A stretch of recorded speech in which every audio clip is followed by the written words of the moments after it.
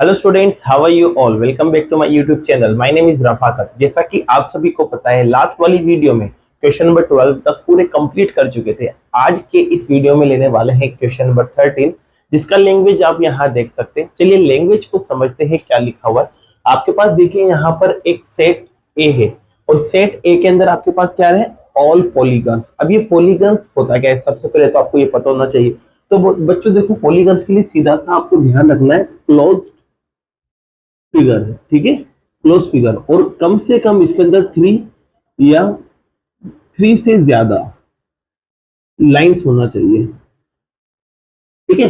अब close figure which is bounded by 3 और more than 3 line segments, मतलब जिसमें 3 या 3 से ज्यादा लाइंस होना चाहिए तभी जाके वो क्लोज होता है। जैसे कि समझ सकते हैं, ये मैंने 2 लाइंस ली। अब देखो ये क्लोज नहीं है। इसे क्लोज कब करा जाएगा, जब यहां से भी एक लाइन बनेगी। तो कम से कम 3 लाइन तो चाहिए ही किसी भी फिगर को क्लोज करने के लिए, या फिर उससे ज्यादा भी होगी तो भी काम चल जाएगा। जैसे कि 4 लाइन्स में भी क्लोज हो जाता है, 5 लाइन्स के अंदर भी देखो ये क्लोज हो जाता है। तो आपको पता होना चाहिए कि पॉलीगन क्या होता है। तो polygon is a closed figure which is bounded by 3 और more than 3 line segments is called polygon. तो पॉलीगन आपको समझ आ चुका होगा। अब इस पॉलीगन से देखिए रिलेटेड एक रिलेशन गिवन है। रिलेशन में देखो आपके पास दे रखा है P1, P2 such that P1 and P2 have same number of sides. मतलब 2 पॉलीगन्स है और दोनों के अंदर सेम नंबर ऑफ साइड्स है। मतलब अगर पहले वाले पॉलीगन में 4 साइड्स है तो दूसरे वाले में भी 4 होना चाहिए। अगर पहले वाले में 10 है तो दूसरे वाले में भी 10 होना चाहिए। ये आपको रिलेशन दे रखा है। अब इस रिलेशन को आपको प्रूव करना है कि ये क्या है, इक्विवेलेंस है। तो देखिए बच्चों, यहाँ पर सबसे पहले तो अपन को एक सेट दे रखा है और ये सेट के अंदर आपको दे रखा है पॉलीगन। अब पॉलीगन अपन को पता है ट्राइंगल से शुरू होएगा, फिर उसके बाद क्वाड्रिलेटरल पे जाएगा, फिर उसके बाद पेंटागन पर आएगा, फिर पेंटागन के बाद हेक्सागन पर आएगा, फिर हेक्सागन के बाद ये हेप्टागन। ऐसे ही चलते चलते अप टू इनफाइनाइट तक ये चलता रहेगा, ठीक है। ये आपके पास पॉलीगन्स आ चुके हैं। अब पॉलीगन्स आ गए तो आपके पास रिलेशन भी गिवन है, उसको भी लिख ही लेते हैं। तो P1, P2, या P से मतलब है पॉलीगन से, ठीक है। तो P1 और P2 के लिए इसने रिलेशन बोला है P1 and P2 have same number of sides, ठीक है। अब इस रिलेशन को मुझे प्रूव करना है कि ये इक्विवेलेंस है। और इक्विवेलेंस के लिए सबसे पहले आपको पता है रिफ्लेक्सिव चेक किया जाता है, फिर सिमेट्रिक, फिर ट्रांजिटिव। अब रिफ्लेक्सिव की बात आती है तो रिफ्लेक्सिव का मतलब होता क्या है, खुद का खुद के साथ रिलेशन। तो बच्चों देखिए यहाँ पर खुद का खुद के साथ रिलेशन तो आपको पता है। वैसे एक बात, वो बात क्या है, जैसे कि मैं यहाँ लिखता हूँ, we know that same polygons have same number of sides. अगर मैं सेम पॉलीगन्स लेता हूं, जैसे कि पहला पॉलीगन मैंने ट्रायंगल ले लिया तो दूसरा भी मैंने ट्रायंगल लूंगा। अब वो कोई से भी टाइप का ट्रायंगल हो सकता है, या मैंने पहला पॉलीगन क्वाड्रिलेटरल ले लिया तो दूसरा भी क्वाड्रिलेटरल लूंगा। क्वाड्रिलेटरल भी बहुत सारे होते हैं, स्क्वायर होता है, रेक्टेंगल होता है, रोम्बस होता है, आपके बहुत सारे होते हैं, ठीक है। तो जब मैं सेम पॉलीगन लूंगा तो उनके अंदर साइड्स सेम ही रहेगी ना। जैसे कि अभी क्वाड्रिलेटरल के मैंने बहुत सारे नाम बताया आपको, रेक्टेंगल, स्क्वायर, पैरेललोग्राम, सब में 4-4 साइड्स होती है। तो इसका मतलब यही है कि जो भी सेम पॉलीगन होगा उसके अंदर नंबर ऑफ साइड्स भी क्या होगी, सेम होती है। तो मैं कह सकता हूं यहाँ पर कि P1 का रिलेशन हो जाएगा बच्चों P2 के साथ, सॉरी P1 का रिलेशन हो जाएगा P1 के साथ, या फिर मैं यूं भी कह सकता हूँ P1 and P1 have same number of sides. देखो मैंने यहाँ दोनों सेम लिए, दोनों में सेम नंबर ऑफ साइड्स होंगी। इसका मतलब मैं कह सकता हूँ कि P1 और P1 P1 और P1 क्योंकि दोनों सेम है, P1 और P1 ये रिलेट करेंगे किसके अंदर बच्चों, R के अंदर। जब ये R के अंदर रिलेट करेंगे तो आप कह देंगे कि R इज रिफ्लेक्सिव, ठीक है। तो आपका R क्या हो चुका है बच्चों, रिफ्लेक्सिव हो चुका है। रिफ्लेक्सिव के बाद सेकंड नंबर पे आते हैं और आप सभी को पता है वो होता है सिमेट्रिक। सिमेट्रिक में क्या करना होता है, आपको ये भी बता रखा है मैंने, रिवर्स प्रूफ करना होता है। जैसे कि समझाता हूं मैं यहाँ पर, पहले तो मैं मान लेता हूँ P1, P2 ये बिलोंग कर रहे हैं R में। अब P1, P2 बिलोंग करे तो आपको लाना क्या है, आपको लाना है P2 और P1 भी बिलोंग कर जाए किसमें, R में। तो मुझे यहाँ पर इसका उल्टा लेके आना है। तो इसके लिए देखिए पहले इसको मैं ओपन करता हूँ।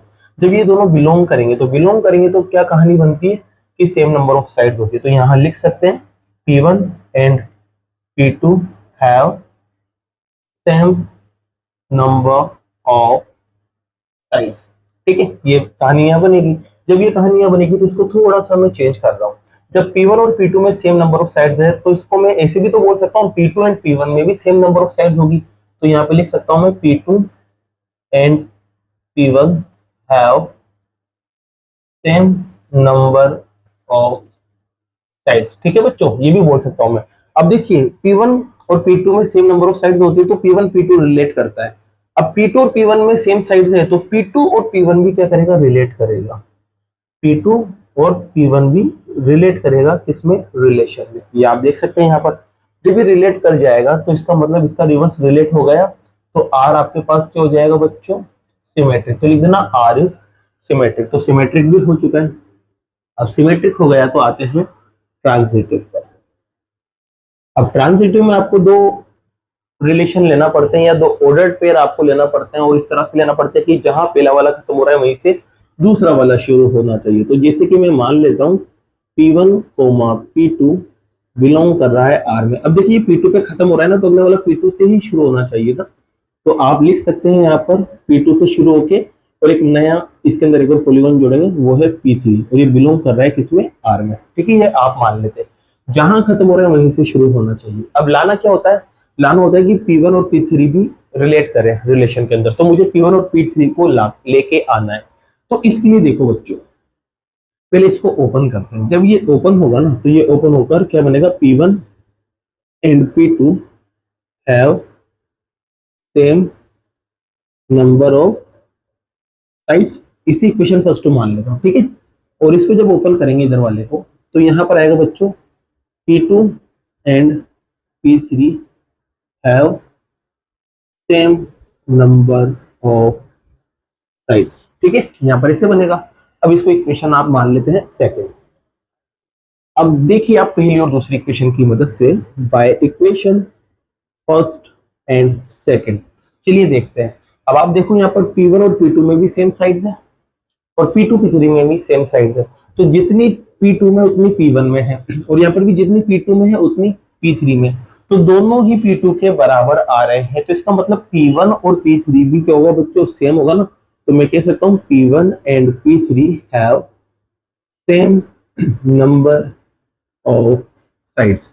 जब P1 और P3 में सेम नंबर ऑफ साइड्स हैं तो मैं कह सकता हूं यहाँ पर P1 और P3 बिलोंग कर जाएगा बच्चों किसमें, R में। जब ये R में बिलोंग करेगा ना तो मैं कह दूंगा यहाँ पर R इज ट्रांजिटिव। तो R क्या हो गया बच्चों आपके पास, ट्रांजिटिव हो गया। जब R ट्रांजिटिव हो गया ना तो आपको इक्विवेलेंस जानना था, और इक्विवेलेंस के लिए तीनों बातें सही होना चाहिए, और तीनों बातें सही है। तो यहाँ पे लास्ट में क्या लाइन लिखोगे आप, लास्ट में लाइन लिखना हेंस R is reflexive,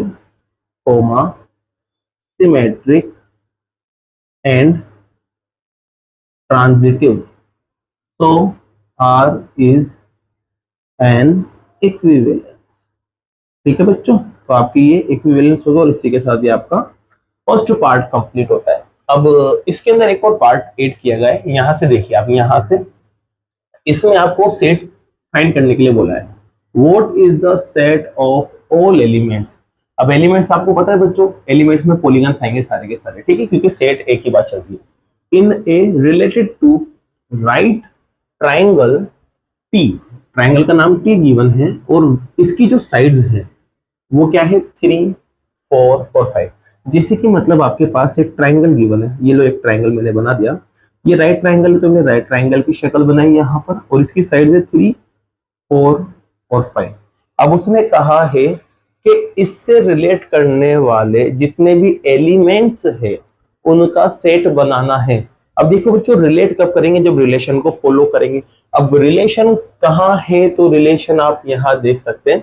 दो पॉलीगन एक दूसरे से रिलेट कब रखते हैं, जब दोनों के अंदर जो साइड्स हैं वो इक्वल हो जाए। तो यहाँ पर बच्चों आप देख सकते हैं ये ट्राइंगल है। अब ट्राइंगल में कितनी साइड्स होती है, आप कहोगे सर 3 साइड्स होती है। तो कहने का मतलब ये रिलेट तभी करेगा जब आगे भी क्या हो, ट्राइंगल्स हो। तो सेट क्या बनेगा, सेट बनेगा आपके पास ऑल ट्राइंगल्स का। क्यों, क्योंकि 3 साइड्स वाला है, इससे रिलेट वाले लेना है मुझे सेट। तो जितने भी ट्राइंगल्स होंगे, जितने भी जगत भर के जितने भी होंगे, सारे ही क्या करेंगे, सेट ए बन जाएंगे, क्योंकि इससे रिलेट करना होना चाहिए।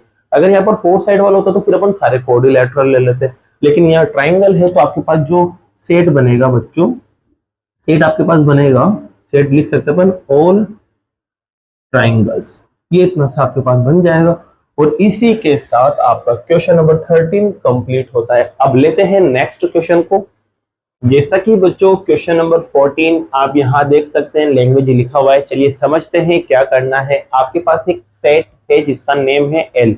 अब इस सेट के अंदर आपके पास क्या है, सभी लाइंस आ रही है जो कि किसके अंदर है, एक्स वाई प्लेन में है। ओके, अब इसी से एक रिलेशन डिफाइन किया गया है बच्चों। रिलेशन आप यहाँ देख सकते हैं L1, L2 such that L1 is parallel to L2। ठीक है, ये आपको गिवन है।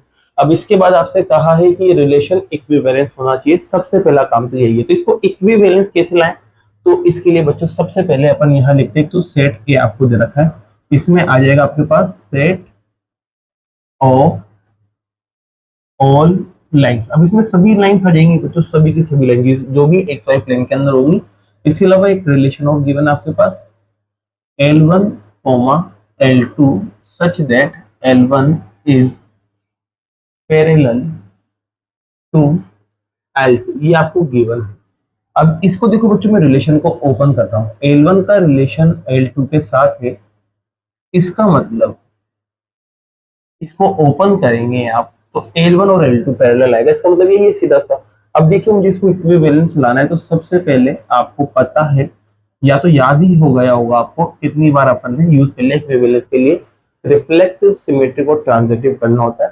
तो यहाँ पर रिफ्लेक्सिव लाना है। अब रिफ्लेक्सिव में बच्चों खुद का खुद के साथ, मतलब सेम लाइन का सेम लाइन के साथ रिलेशन लाना है। और सेम लाइन का सेम लाइन के साथ रिलेशन आना है, तो बच्चों सीधा सा बात है कि जो भी सेम लाइन होती है ना, वो खुद की क्या होती है, पैरेलल होती है। सेम लाइन खुद की क्या होती है, पैरेलल। क्यों? क्योंकि वो एक दूसरे के साथ 0 डिग्री एंगल बनाती है, और 0 डिग्री एंगल बनाती है तो एक दूसरे के पैरेलल ही कहलाती है। तो यहाँ पर यही लाइन आप लिखने वाले हैं, we know that any line is parallel to itself, या themselves भी लिख सकता हूँ, आपका जैसा लिखना हो।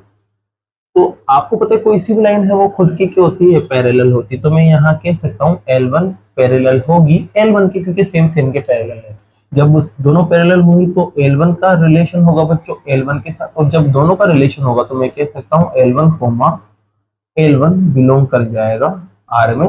और जिसे R में बिलोंग करेगा तो आप कहोगे यहाँ पर R इज रिफ्लेक्सिव। ठीक है, आपका रिफ्लेक्सिव हो गया। तो दूसरे नंबर पे आते हैं सिमेट्रिक पर। ठीक है, सिमेट्रिक में रिवर्स प्रूफ करना होता है। तो यहाँ पर मैं मान लेता हूं कि L1, L2 ये बिलोंग कर रहा है R के अंदर। अब जब ये बिलोंग कर रहा है तो इसका रिवर्स भी बिलोंग करना चाहिए, ये मुझे लाना है, तभी जाके सिमेट्रिक होगा। तो चलिए इसको ओपन करते हैं। जब बिलोंग करता है ना, मतलब दोनों में रिलेशन होता है, तो ये पैरेलल हो जाती है। तो मैं कह सकता हूँ यहाँ पर L1 पैरेलल होगा L2 के। ठीक है, जब ये पैरेलल है तो इसको मैं उल्टा करके भी तो लिख सकता हूँ ना, क्योंकि जब लाइन ऐसे पैरेलल है तो इसको मैं यहाँ उठा के ले जाऊं तब भी क्या होगी, पैरेलल होंगी। तो यहाँ पर भी यही होगा बच्चों, इसका रिवर्स कर लेते हैं। तो L2 जो है ना वो पैरेलल कहलाएगा L1 के। जब L2 L1 के पैरेलल कहलाएगा तो इसका मतलब मैं कह सकता हूँ L2, L1 ये भी बिलोंग करेंगे R में। जब बिलोंग करेंगे R में तो आप देख सकते हैं L1 L2 तो कर ही रहा था, अब इसका रिवर्स भी यहाँ आ चुका है। तो R आपके पास क्या हो गया बच्चों, R आपके पास हो गया सिमेट्रिक। लिख देना R इज सिमेट्रिक। अब बच्चों देखो यहाँ पर अगला पॉइंट है जिसे बोलते हैं ट्रांजिटिव। ट्रांजिटिव में आपको दो रिलेशन लेना है, इस तरह से लेना है कि जहां एक खत्म हो रहा है वहीं से दूसरा शुरू होना चाहिए। तो यहाँ देखिए बच्चों, मैं मान लेता हूँ L1 और L2 ये बिलोंग कर रहा है R में। अब देखिए ये R पे खत्म हो रहा है ना, तो दूसरा वाला R से ही, सॉरी L2 पे खत्म हो रहा है तो दूसरा वाला L2 से ही शुरू करना है। तो L2 और L3 बिलोंग कर रहा है R। चलो ओपन करते हैं। यहाँ जब ओपन करेंगे तो इसका मतलब होगा L1 और L2 पैरेलल है। तो यहाँ ओपन करेंगे तो L2 और L3 भी पैरेलल है। ये आ गई पहली इक्वेशन और ये आ गई दूसरी इक्वेशन। अब आप देख सकते हैं बच्चों L1 भी पैरेलल है L2 के और L3 भी पैरेलल है L2 के। इसका मतलब आप कह सकते हैं L1 और L2 भी पैरेलल होगा, सॉरी L1 और L3 भी पैरेलल होगा। जब ये दोनों आपस में पैरेलल होंगे ना तो मैं कह सकता हूँ L1 का रिलेशन आ जाएगा L3 के साथ। तो L1, L3 बिलोंग करेंगे किसमें, आर में, कर सकते हैं। जब ये बिलोंग करेंगे तो आपको पता है ये दोनों जब बिलोंग करते हैं तो आपको लाना क्या होता है, L1 और L3 भी बिलोंग कर जाए। तो आप देख सकते हैं L1 और L3 बिलोंग कर गए, इसका मतलब आपके R जो है तो वो क्या हो जाएगा बच्चों, ट्रांजिटिव हो जाएगा। तो लास्ट में आपको इक्विवेलेंस लाना था तो एक लाइन लिख देना, और लाइन आपको बहुत बार बता चुका हूं मैं, hence R is reflexive, symmetric and transitive, so R is an equivalence. ठीक है बच्चों, ये आपके पास पहला पार्ट कंप्लीट हुआ। ठीक, अब देखिए इसमें सेकंड पार्ट क्या है उसको समझते हैं। इसमें भी देखिए आपको सेट फाइंड करना है। अब सेट किसका लाना है, सभी लाइंस का।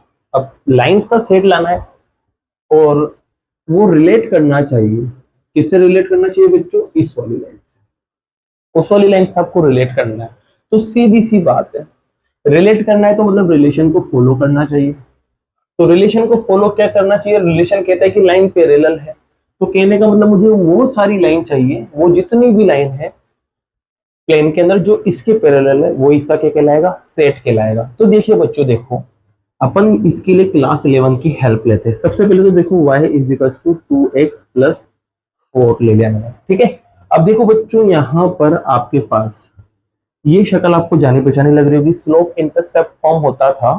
तो इसको बच्चों में कंपेयर कर सकता हूँ, कंपेयर कर सकता हूँ बच्चों में, यहाँ पर कंपेयर करूंगा किससे, y is equals to mx plus c से।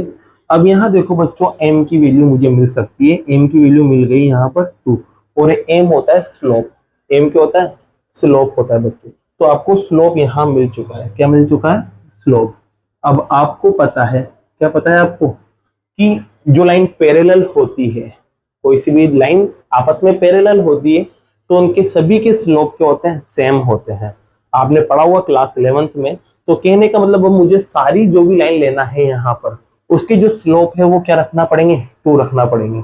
यहाँ लिख देंगे भी अपन के पैरेलल लाइन के स्लोप्स क्या होते हैं, इक्वल होते हैं। तो सबके स्लोप क्या लेना पड़ेंगे, 2 लेना पड़ेंगे।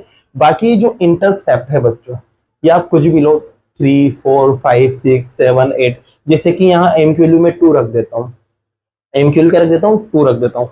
लेकिन c की वैल्यू आप कुछ भी अलग अलग ले लो, बस 4 को छोड़कर, क्योंकि 4 रखेंगे तो वापस से वही इक्वेशन बन जाएगी, आपको अलग अलग सेट लेना है। तो यहाँ पर 4 को छोड़कर कोई सी वैल्यू रख लो तो आपको अलग अलग इक्वेशन यहाँ बनती हुई नजर आएगी, और वही आपका क्या कहलाएगा बच्चों, सेट कहलाएगा। तो बच्चों यहाँ पर आप कह सकते हैं, we know that slope of parallel lines are equal. ठीक है, अभी पैरेलल लाइन क्यों ले रहा हूँ, क्योंकि रिलेशन में लाना था अपन को ना, तो सभी के स्लोप क्या होते हैं, इक्वल होते हैं। तो अब अपने पास बच्चों यहाँ पर सेट मिल जाएगा, सेट ऑफ ऑल लाइंस, है ना, विच रिलेट टू, चाहो तो लिख लो, which relate to y is equals to 2x plus 4 is. अब क्या बनाएंगे बच्चों इसके लिए, तो इसके लिए सीधी सी बात है, y एज इट इज लिखना है और यहाँ पर 2x एज इट इज लिखना है, बस स्लोप चेंज होगा।